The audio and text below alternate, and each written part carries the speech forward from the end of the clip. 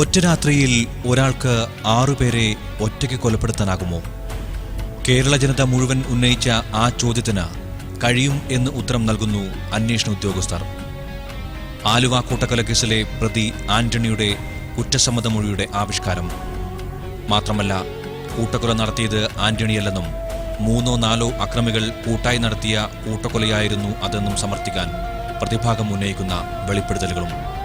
Black and white.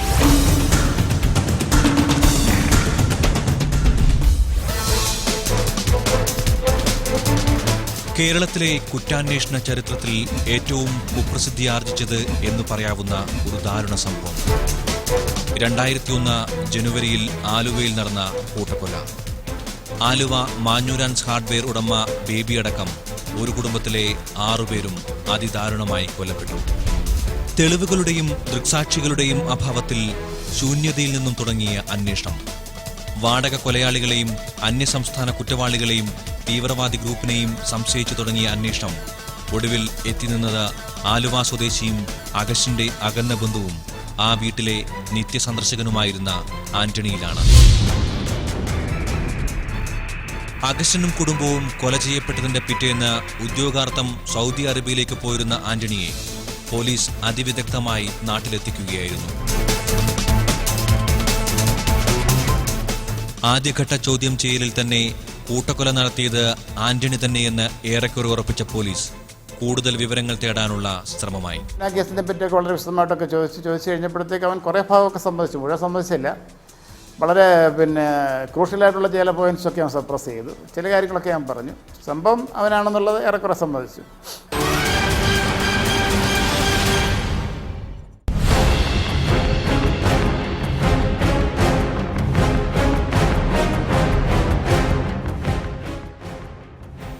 ആലുവായിൽ കൂട്ടക്കൊല നടന്ന വീടിന്റെ ഭിത്തിയിൽ രക്തം കൊണ്ടുവരച്ചിരുന്ന അമ്പിന്റെയും വില്ലിന്റെയും ചിത്രത്തെക്കുറിച്ച് ചോദ്യം ചെയ്യലിന്റെ ആദ്യഘട്ടത്തിൽ തന്നെ പോലീസ് ആന്റണിയോട് തിരക്കി.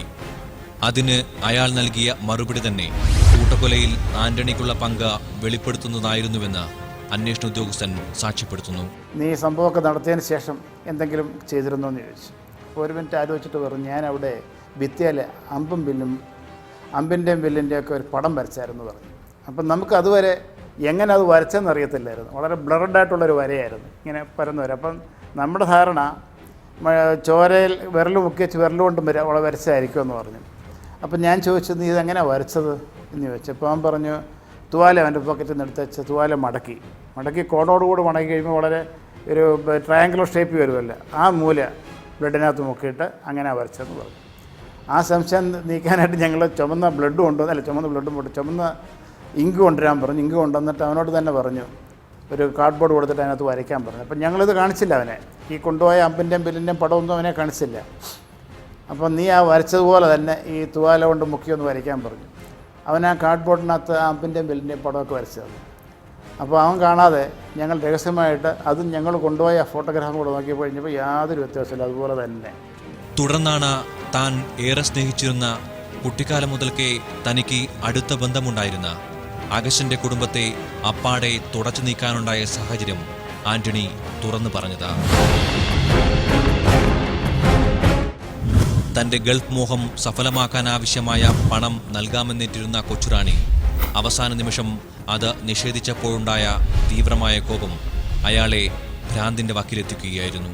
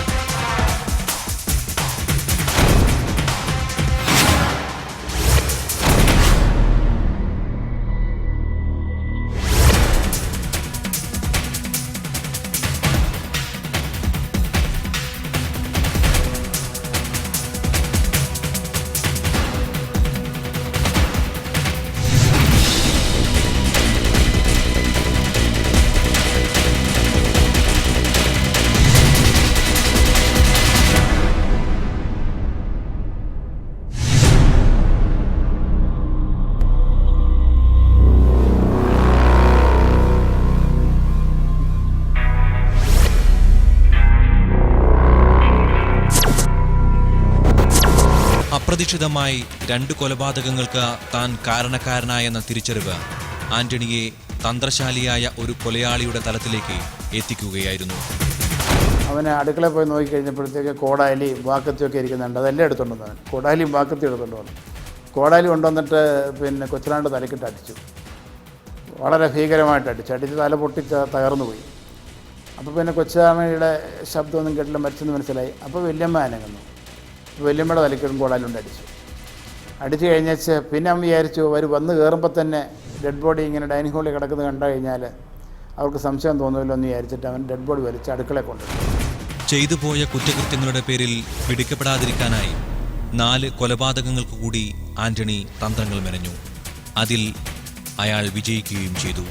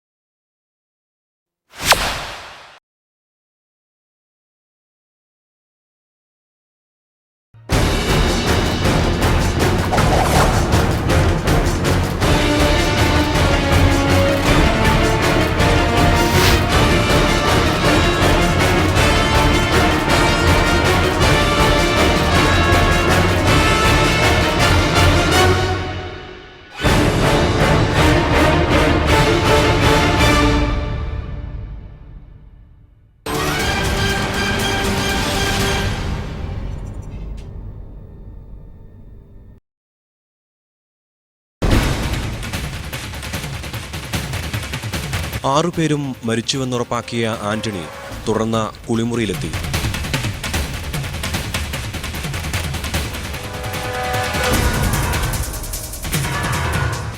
ചോരപുരണ്ട വസ്ത്രങ്ങൾ മാറ്റി ദേഹത്ത് തെറിച്ച ചോരത്തുള്ളികളും കഴുകിക്കളഞ്ഞു. തുടർന്ന് കൊച്ചുറാണിയുടെയും ക്ലാരത്തുമ്മയുടെയും ദേഹത്തെ ആഭരണങ്ങൾ കവർന്ന അലമാരയിൽ സൂക്ഷിച്ചിരുന്ന പണവുമെടുത്ത സ്ഥലം വിടുകയായിരുന്നുവെന്നാണ് അന്വേഷണ ഉദ്യോഗസ്ഥരുടെ വെളിപ്പെടുത്തൽ. എല്ലാവരും മരിച്ചെന്ന് ഉറപ്പ് വന്നു കഴിഞ്ഞപ്പോഴത്തേക്ക് അവനൊരു പരിശോധനയൊക്കെ നടത്തിയപ്പോൾ അലമാരയ്ക്കകത്ത് കുറേ ക്യാഷ് ഇരിക്കുന്നതുണ്ട്. അവൻ ആ ക്യാഷ് അത്രയും തന്നെ എടുത്ത് ഈ റാണിയുടെ കാലയിൽ പാദസരം ഉണ്ടായിരുന്നു, അതെടുത്തു. അമ്മയുടെ കഴുത്തിയ മാല ഉണ്ടായിരുന്നു. പിന്നെ അഗസ്റ്റിൻ്റെ ഭാര്യയുടെയോ റാണിയുടെ ആരുടെയോ കഴുത്തിയ മാല ഉണ്ടായിരുന്നു. ആ മാലകളൊക്കെ എടുത്ത് അതെല്ലാം സാധനങ്ങളെല്ലാം എടുത്ത് മേശപ്പുറത്ത് വയ്ക്കും.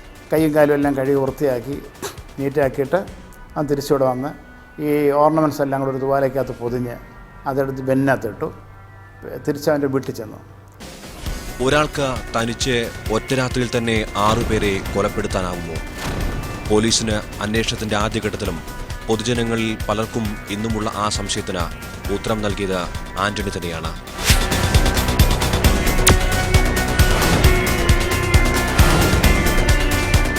ആറ് കൊലപാതകങ്ങളും നടത്തിയ വിധം ആന്റണി പോലീസിന് മുന്നിൽ അഭിനയിച്ചു കാണിച്ചു.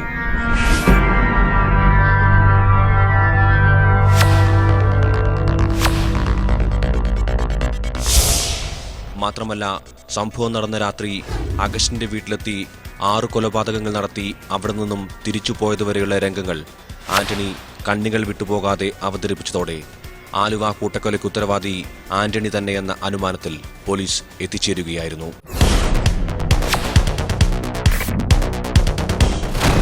കൂട്ടക്കൊലയ്ക്ക് ശേഷം ആഭരണവും പണവുമായി വീട്ടിലെത്തിയ ആന്റണി വെളുപ്പിനെ തന്നെ ഗൾഫ് യാത്രയ്ക്ക് വേണ്ടി താൻ പണം കടം വാങ്ങിയിരുന്നവരെ കാണാൻ യാത്രയായി.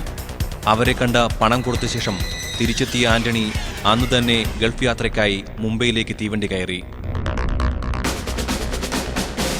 മുംബൈയിൽ വെച്ച് ആഭരണങ്ങൾ വിറ്റ് പണമാക്കാൻ സാധിക്കാതെ വന്നപ്പോൾ അവ ഒരു പരിചയക്കാരനെ ഏൽപ്പിച്ച ശേഷം വിദേശത്തേക്ക് പോവുകയായിരുന്നുവെന്ന് ആന്റണി പോലീസിന് മൊഴി നൽകി.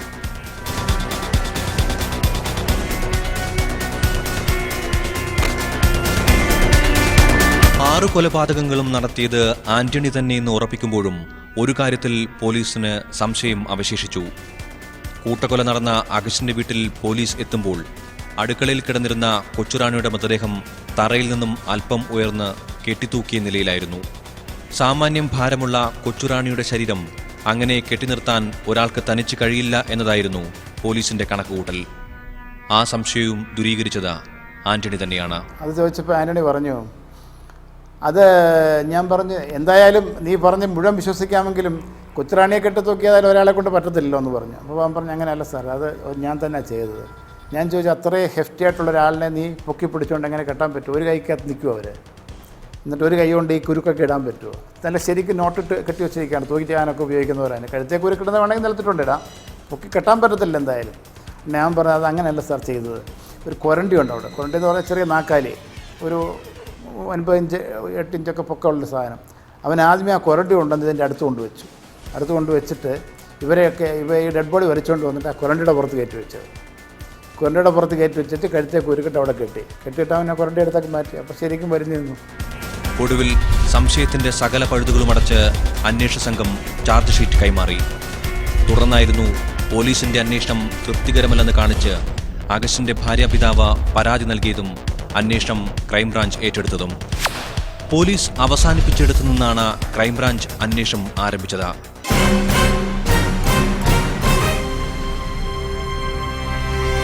ഇത്രയും കോളിലൊക്കെ ഉണ്ടായൊരു സംഭവം ഏറ്റെടുക്കാൻ എനിക്ക് വളരെ ആശങ്കയുണ്ടായിരുന്നു. കാരണം ഇതിനകത്ത് ഒന്നിൽ കൂടുതൽ പ്രതികളുണ്ടെന്ന് സാധാരണ ജനങ്ങളെല്ലാം വിശ്വസിച്ചിരുന്ന ഒരു കേസാണിത്. അപ്പോൾ അതിനെതിരായിട്ട് ലോക്കൽ പോലീസ് അന്വേഷിച്ചിട്ട് ഒരാളെ ഉള്ളൂ എന്ന് പറഞ്ഞതിൽ അവരെ അവിശ്വസിക്കേണ്ട ഒരു കാര്യമുണ്ടെന്ന് എല്ലാവർക്കും, എനിക്കടക്കം തോന്നി. അതിനുശേഷം അപ്പോൾ അത് കേസ് അന്വേഷണം ഏറ്റെടുക്കുമ്പോൾ ഉണ്ടാകാവുന്ന വൈതരണികളെക്കുറിച്ച് എനിക്ക് ബോധ്യമുണ്ടായിരുന്നു. എന്തായാലും കേസ് അന്വേഷണം ഞാൻ ഏറ്റെടുത്തു. അപ്പം ലോക്കൽ പോലീസ് വളരെയധികം ബുദ്ധിമുട്ടി വിദേശത്തു നിന്നും കൊണ്ടുവന്ന പ്രതിയെ വിടാൻ സാഹചര്യമുണ്ടായാൽ അത് ക്രൈംബ്രാഞ്ചിന് അതിലും വലിയ അടിയാവും. അതുകൊണ്ട് കേസ് അന്വേഷണം ത്വരിതപ്പെടുത്തി 2.5 മാസം കൊണ്ട് ഞങ്ങൾ ആ പീരീഡിനുള്ളിൽ ചാർജ് ഷീറ്റ് സമർപ്പിക്കും. എങ്കിലും ഒരിക്കൽ കൂടി വിശദമായ അന്വേഷണം നടത്തിയ ക്രൈംബ്രാഞ്ചിന് ചില പുതിയ തെളിവുകൾ കൂടി കണ്ടെത്താനായി. അവയിൽ ഏറ്റവും പ്രധാനപ്പെട്ട ഒന്നായിരുന്നു കട്ടിളപ്പടിയിൽ കണ്ട ചോരപുരണ്ട വിരലടയാളം. മറ്റൊന്നാവട്ടെ കൂട്ടക്കൊലയ്ക്ക് ശേഷം ആന്റണി ഗൾഫിൽ നിന്നും ഭാര്യയ്ക്ക് അയച്ചിരുന്ന ഒരു കത്തും. ക്രൈംബ്രാഞ്ചിന്റെ അന്വേഷണത്തിനൊടുവിലും കൂട്ടക്കൊല നടത്തിയത് പ്രതി ആന്റണി ഒറ്റയ്ക്ക് തന്നെയാണെന്ന നിഗമനത്തിൽ തന്നെയാണ് എത്തിച്ചേർന്നത്. ക്രൈംബ്രാഞ്ച് ഉദ്യോഗസ്ഥർ ആവർത്തിച്ച് ചോദ്യം ചെയ്തെങ്കിലും കുറ്റകൃത്യം നടത്തിയത് താൻ തനിച്ചാണെന്ന നിലപാടിൽ ആന്റണി ഉറച്ചു നിൽക്കുകയായിരുന്നു അത്രേ. ആദ്യം മുതൽ അവസാനം വരെയും അയാൾ തന്നെയാണ് ഈ കൃത്യം ചെയ്തതെന്ന് വെളിവാക്കുകയും ചെയ്തു. അതുകൊണ്ട് എനിക്ക് ബോധ്യമായി ഇതിനകത്ത് വേറെ പുറത്തുനിന്നുള്ള ബാഹ്യശക്തികൾ യാതൊന്നുമില്ല, വേറെ ആരുടെയും പ്രേരണ ഉണ്ടായിട്ടില്ല, വേറെ ആരും ഇതിനകത്ത് ഇൻവോൾവ് അല്ല എന്നുള്ളത് 100% ബോധ്യപ്പെട്ടതിൻ്റെ അടിസ്ഥാനത്തിലാണ് ചാർജ് ഷീറ്റ് തയ്യാറാക്കിയത്. തുടർന്ന് ക്രൈംബ്രാഞ്ച് ചാർജ് ഷീറ്റ് കൈമാറുന്ന ഘട്ടത്തിലാണ് ആലുവ കൂട്ടക്കൊലയുടെ പുനരന്വേഷണം CBI ഏറ്റെടുക്കുന്നത്. പോലീസും ക്രൈംബ്രാഞ്ച് നടത്തിയ അന്വേഷണത്തിൽ എന്തെങ്കിലും അപാകതകൾ സംഭവിച്ചിട്ടുണ്ടോ എന്ന് പരിശോധിക്കുകയായിരുന്നു CBI പ്രധാനമായും ചെയ്തത്. തുടർന്ന് നടത്തിയ അന്വേഷണത്തിനിടയിൽ CBI ആന്റണിയെ ബ്രെയിൻ ഫിംഗർ പ്രിന്റിംഗ് എന്ന പരിശോധനയ്ക്കും വിധേയനാക്കി. ഇന്ത്യയിൽ ആദ്യമായിട്ടാണ് ഇങ്ങനൊരു രീതിയിലുള്ള അന്വേഷണം നടക്കുന്നത്. അതായത് ഈ പ്രതിക്ക് ഈ സംഭവമായിട്ട് ബന്ധമുണ്ടോ ഇല്ലയോ എന്നറിയാൻ വേണ്ടി അയാളെ ബാംഗ്ലൂർ നിംഹാൻസിൽ കൊണ്ടുപോയും അവിടെ വെച്ച് ഇദ്ദേഹത്തിൻ്റെ തലയിൽ ചില എൻകോഡ്സ് പിടിപ്പിച്ചിട്ട് അതൊരു കമ്പ്യൂട്ടർ മോണിറ്ററിലേക്ക് പിടിപ്പിച്ച് ഈ സംഭവമായിട്ട് ബന്ധപ്പെട്ടതും അല്ലാത്തതുമായ രംഗങ്ങൾ കാണിച്ചു കൊടുത്തിട്ട് ആ സംഭവങ്ങൾ കാണുമ്പോൾ, ഇതുമായിട്ട് ബന്ധപ്പെട്ട സംഭവങ്ങൾ കാണുമ്പോൾ അദ്ദേഹത്തിൻ്റെ ബ്രെയിൻ സ്റ്റിമുലേറ്റ് ചെയ്യപ്പെടുകയും അതൊരു എൻകോഡ്സിലൂടെ ഈ മോണിറ്ററിൽ തരംഗങ്ങളായിട്ട് കാണിക്കുകയും, അപ്പോൾ ഈവൻ്റുമായിട്ട് റിലേറ്റഡ് അല്ലാത്ത സംഭവം വരുമ്പോൾ ചായ, കാപ്പി അങ്ങനെയുള്ള ചോദ്യങ്ങൾക്കൊന്നും വളരെ ഫ്ലാറ്റായിട്ടുള്ള ലൈനും, അതേസമയം ഇതുമായിട്ട് ബന്ധപ്പെട്ട കോടാലി അല്ലെങ്കിൽ ഡെഡ് ബോഡിയുടെ പടമൊക്കെ കാണിക്കുമ്പോൾ അത് അപ്സ് ആൻഡ് ഡൗൺസ് ആയിട്ട് ഗ്രാഫ് കാണിക്കുകയും ചെയ്ത് ആണ് ഇയാൾക്ക് ബന്ധമുണ്ടോ ഇല്ലയോ എന്ന് കാണിക്കുന്നത്. അതിൽ അവസാനം റിപ്പോർട്ട് കൊടുത്തത് എന്താണെന്ന് വെച്ചാൽ ഒന്നിൽ കൂടുതൽ ആളുകൾക്കുള്ള ഇൻവോൾവ്മെൻറ്റ് തള്ളിക്കളയാൻ കഴിയില്ല എന്നാണ് അദ്ദേഹത്തിൻ്റെ റിപ്പോർട്ട്. അതിനെക്കുറിച്ച് CBI ഒരു അന്വേഷണം നടത്തിയിട്ടില്ല.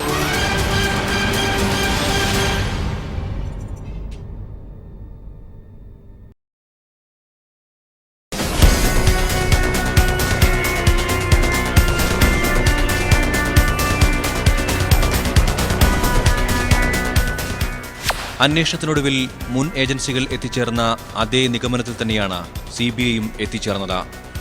ആലുവയിലെ കൂട്ടക്കൊല നടത്തിയത് ആന്റണി ഒറ്റയ്ക്ക് തന്നെ.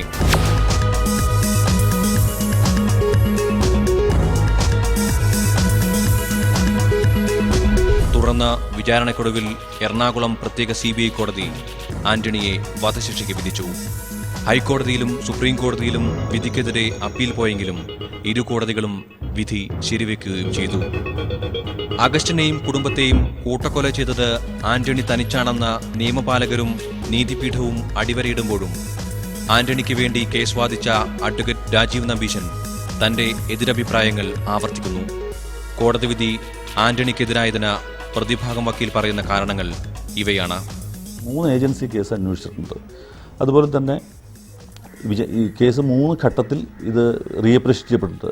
വിചാരണ കോടതി ആദ്യം തെളിവുകളെല്ലാം പരിശോധിച്ച് പ്രതി കുറ്റക്കാരാണെന്ന് കണ്ടു. അതിനുശേഷം ഹൈക്കോടതി മുമ്പാകെ അപ്പീൽ കൊടുത്തു. ഹൈക്കോടതി തെളിവുകളെല്ലാം അപ്രിഷ്യേറ്റ് ചെയ്തു. പിന്നീട് സുപ്രീം കോടതി സ്പെഷ്യൽ ലീവ് അപ്പീൽ പോവുകയും അവിടെ ആ കോടതിയും ഈ കേസ് എവിഡൻസ് മുഴുവൻ റീഅപ്രിഷ്യേറ്റ് ചെയ്യുകയും ചെയ്തു. 3 കോടതിയും ഒരുപോലെ പ്രതിയെ കുറ്റക്കാരാണെന്ന് കാണുകയും ചെയ്തു. പക്ഷെ അവിടെ പ്രതിഭാഗം ഉന്നയിച്ച ധാരാളം പോയിന്റുകൾ ഒരു കോടതിയും വേണ്ട വിധത്തിൽ അപ്രിഷ്യേറ്റ് ചെയ്തില്ല എന്നുള്ളതാണ് ഞങ്ങളുടെ വളരെ ശക്തമായൊരു പരാതി.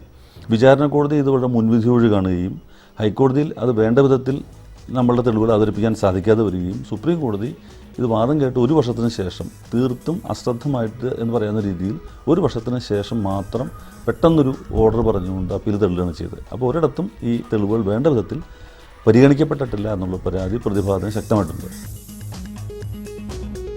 പോലീസ് ആന്റണിയുടെ വിരലടയാളം കണ്ടെടുത്തുവെന്ന് അവകാശപ്പെടുന്നുണ്ടെങ്കിലും അവിടെ കണ്ടെത്തിയ മറ്റു വിരലടയാളങ്ങളെക്കുറിച്ച് അന്വേഷണം നടന്നിട്ടില്ലെന്ന് പ്രതിഭാഗം ആരോപിക്കുന്നു.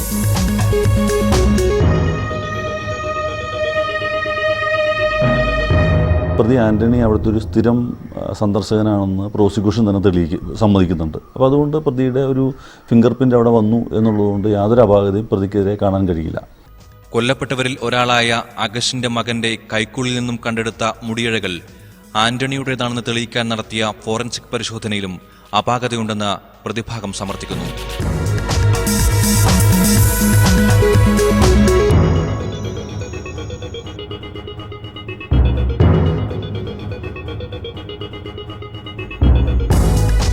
മുടിനാര് കണ്ടെത്തി എന്ന് പറയുന്നത് തന്നെ ഈ മുടിനാര് കണ്ടെത്തിയത് പറിച്ചെടുത്തപ്പെട്ട മുടിയാണ്. അതായത് അതിന് റൂട്ടുണ്ട്.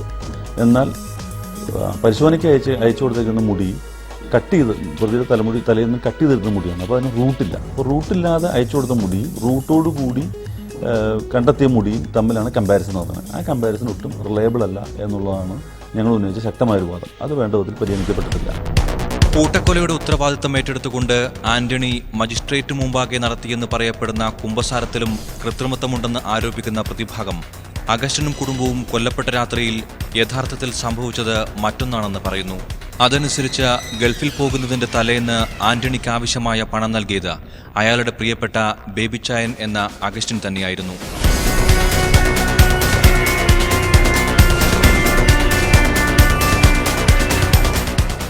പ്രതിയിൽ പറഞ്ഞെന്താണെന്ന് വെച്ചാൽ എനിക്ക് ഈ പൈസ ഞാൻ രാമൻ നായർ യോഹന എന്നിവർ 2 പേരിൽ നിന്ന് പൈസ വിദേശത്ത് വേണ്ടി വാങ്ങിച്ചിരുന്നു.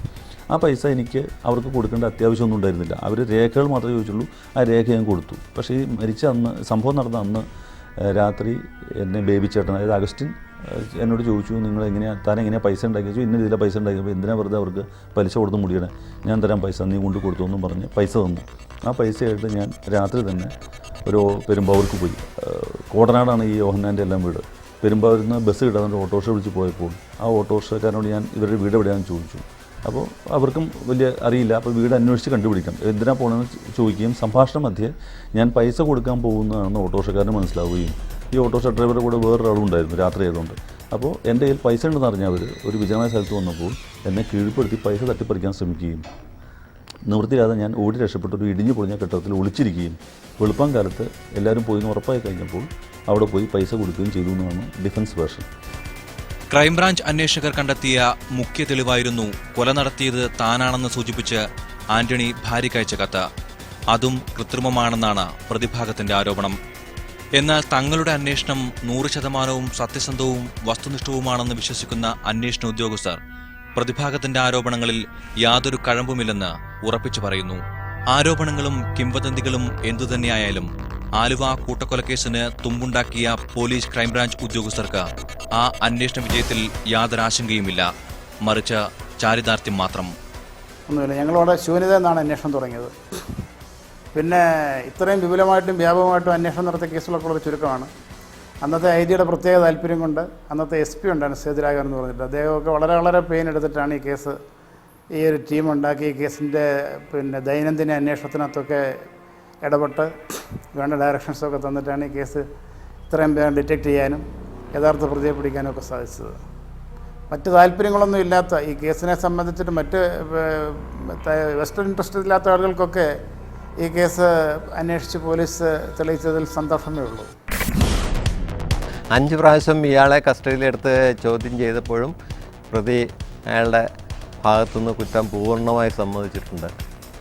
വേറെ എന്തെങ്കിലും പ്രേരണ ഉണ്ടായിട്ടുണ്ടെങ്കിൽ അതെല്ലാം വെളിവാക്കാൻ വേണ്ടിയിട്ട് അയാൾക്ക് മാക്സിമം ടൈം കൊടുത്തു, എല്ലാ സൗകര്യങ്ങളും ചെയ്തു കൊടുത്തു. അത് യാതൊരു തന്നെയല്ല, അയാളുടെ കുറ്റസമ്മതം കൂടാതെ വേറെ ലോക്കൽ പോലീസ് ശേഖരിച്ച തെളിവും ക്രൈംബ്രാഞ്ച് ശേഖരിച്ച തെളിവും എല്ലാം കൂടെ കണ്ടെടുത്തതിന് ശേഷമാണ് ഇയാളുടെ പേരിൽ ചാർജ് കൊടുത്തിരിക്കുന്നത്.